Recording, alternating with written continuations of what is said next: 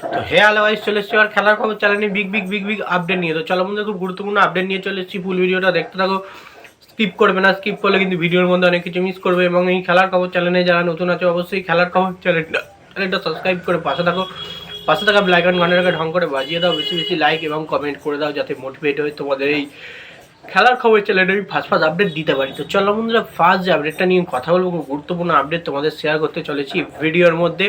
তো ফার্স্ট আপডেটটাই হচ্ছে MBSG সিবিডির player Jamie ম্যাকলারেনকে নিয়ে। তো জেমি ম্যাকলারেনকে নিয়ে যে আপডেটটা দেবো সেটা হচ্ছে, জেমি ম্যাকলারেন ইদানিং সময় যা এমবিএসজি সিবিডির হয়ে পারফরমেন্স করছে, সেটা কিন্তু তার দেশ থেকে শুরু করে প্রতিটা ক্লাবই কিন্তু তার খেলা নজরে রাখছে। জেমি ম্যাকলারেন কিন্তু একটা আলাদা লেভেলের প্লেয়ার। এবং সবথেকে বড় খবর যেটা, জেমি ম্যাকলারেনকে জেমি ম্যাকলারেনকে শোনা যাচ্ছে নাকি এ লিগের তরফ থেকে কিন্তু তাকে অফার করা হয়েছে এ লিগের যে কোনো একটা ক্লাবে খেলার জন্য। তো বেসিক্যালি এ লিগের ক্লাব মানে তোমরা বুঝতেই পারছো, দুর্দান্ত সব ক্লাব। তো সেক্ষেত্রে মোহনবাগান শিবিরের হয়ে এখন জেমি ম্যাকলারেন খেলছে। চুক্তি আছে আরও বাড়ানো, কোনো রকমই মোহনবাগান শিবির ছেড়ে যাওয়া অসুবিধে। এবং জেমি ম্যাকলারেন মোহনবাগান শিবিরকে প্রচুর পরিমাণে ভালোবেসে ফেলেছে, মোহনবাগান সমর্থকদের ভালোবেসে ফেলেছে।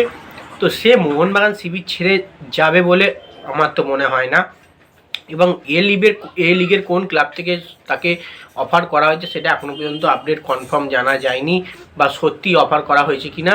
তো অবশ্যই জেমি ম্যাকলারেনকে বড় ক্লাব অফার করার সে যোগ্যতা রাখে, তা সেই যোগ্যতার মতনই সে পারফরমেন্স করছে এখন।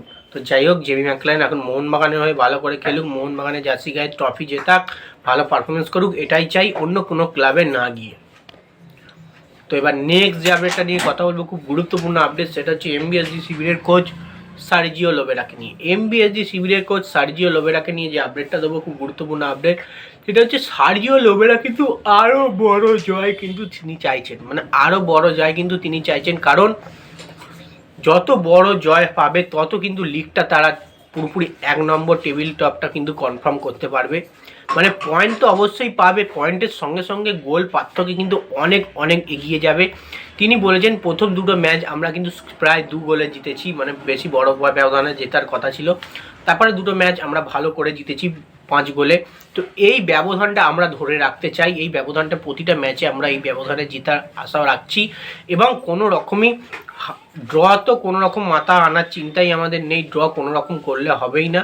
ম্যাচ তো জিততেই হবে, তার সঙ্গে বড় ব্যবধানে জিততে হবে, বড় জয় আমাদের চাই, তবে কিন্তু আমরা টেবিল টপটা 1 নম্বর পুরোপুরি সিল্ড করে নেব। এমনই কিন্তু তিনি চিন্তা ভাবনা করছেন, প্লেয়ারদের মাথায় বুদ্ধি দিচ্ছেন যে বড় ব্যবধানটা কিন্তু আমাদের ধরে রাখতে হবে, সবসময় বড় ব্যবধানে জিততে হবে। প্রতিপক্ষ যেমনই হোক না কেন, তাকে একদম ভেবাচাকা খাইয়ে আমাদের গোল করতে হবে। তো যাই হোক, এই আপডেট ছিল সার্জিও লোবেরাকে নিয়ে।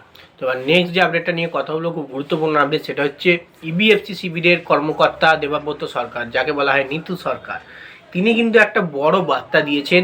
তো ইবিএফসি ম্যাচ হারার পর বা ম্যাচ ড্র করার পর তিনি বলেছেন, ভাগ্য আজ আমাদের সঙ্গে সাড়ি দেয়নি, তার জন্যই কিন্তু আজকে আমরা ম্যাচটা হেরেছি বা ম্যাচটা ড্র করেছি। ভাগ্য যদি সাথ দিত কিন্তু তাহলে আমরা আজকের ম্যাচ জিততে পারতাম। আমাদের দল ভালো দল, আশা করব কামব্যাক আবার আমরা করব। প্রথমে আমরা টেবিল টপ ছিল, এখন যে জায়গায় রয়েছি সেই জায়গা থেকে আমরা কিন্তু আবারও কামব্যাক করব, বড় জয় আনার চেষ্টা করব। প্রতিটা প্লেয়ারই কিন্তু ভালো পারফরমেন্স করেছে। তিনি কিন্তু পরিষ্কার বলে দিলেন বার্তায়, ভাগ্যর ওপর কিন্তু পুরোপুরি ছেড়ে দিলেন, ভাগ্যর জন্যই কিন্তু তিনি বলতে চাইছেন ভাগ্য সাথ দেয়নি বলেই ইস্টবেঙ্গল এফসি শিবির ম্যাচ ড্র করেছে বা ম্যাচ হেরেছে। তো সেটাই হচ্ছে ব্যাপার তার বার্তার মধ্যে। তো নেক্সট এবং লাস্ট আপডেট যেটা নিয়ে কথা বলবো, সেটা হচ্ছে আনোয়ার আলী কেসটা আবারও কিন্তু ধামাচাপা পড়ল। আনোয়ার আলী কোনো শাস্তি পেল না, ইস্টবেঙ্গলের এখনও পর্যন্ত কোনো রকমই জরিমানা হলো না, বা মোহনবাগানের ভুল কি ঠিক সেটা কিন্তু বলা হলো না। কেসটা এখনও পুরোপুরি স্টপ রয়েছে এবং আনোয়ার আলী কিন্তু ইস্টবেঙ্গল এফসি শিবিরের জার্সি গায়ে কন্টিনিউ প্রতিটা ম্যাচ খেলে যাচ্ছেন। তো এই কেসটা যে পুরোপুরি কনফার্ম কবে সলভ হবে এখনও পর্যন্ত কোনো বার্তা তার নেই। তো যাই হোক, আনোয়ার আলী এখন পর্যন্ত পুরোপুরি ফ্রি আছে, প্রতিটা ম্যাচ কিন্তু ইস্টবেঙ্গলের হয়ে খেলার জন্য তিনি ফ্রি। তো এটাই হচ্ছে আনোয়ার আলীকে নিয়ে আপডেট। তো যাই হোক, এই আপডেটটা এইটুকুই। ভিডিওটা যদি ভালো লেগে থাকে লাইক কমেন্ট শেয়ার সাবস্ক্রাইব করে পাশে থাকা। চলো বন্ধুরা, বাই, আবার নেক্সট ভিডিও দেখা হচ্ছে।